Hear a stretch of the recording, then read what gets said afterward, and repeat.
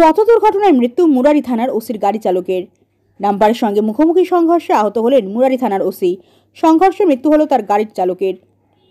তাকে উদ্ধার করে শিরিষ সুপার স্পেশালিটি হাসপাতালে ভর্তি করা হয়েছে। ঘটনাটি ঘটেছে শনিবার ভোরে। পথ দুর্ঘটনায় ঘটেছে রানীগঞ্জ মোরগ্রাম 14 নম্বর জাতীয় সড়কের বীরভূম মোহাম্মদ বাজার থানার গণপুরে। জানা যায় মুরারি থানার ওসি সাক্ষী দিতে ডায়মন্ড হারবারের কোর্টে গিয়েছিলেন। ডায়মন্ড হারবার থেকে ফেরার পথে রানীগঞ্জ মোরগ্রাম 14 নম্বর জাতীয় সড়কে গণপুরের জঙ্গলের কাছে একটি ডাম্পারের সঙ্গে মুখোমুখি সংঘর্ষ হয়। ওসিকে ও তার ড্রাইভারকে ঘটনাস্থল থেকে উদ্ধার করে শিউরি সদর হসপিটালে নিয়ে আসা হলে ডাক্তাররা ওসি ড্রাইভারকে মৃত্যু বলে ঘোষণা করেন।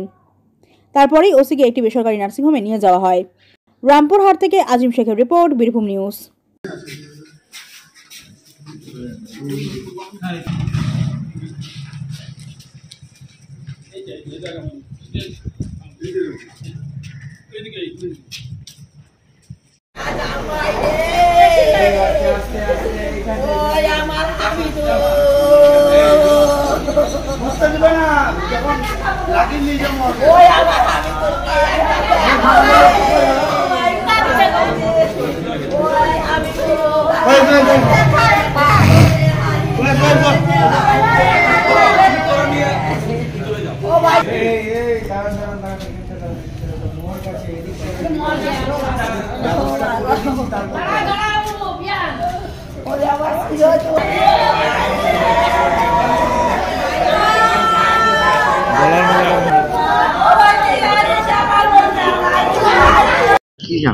একটা দুর্ঘটনা ঘটেছে।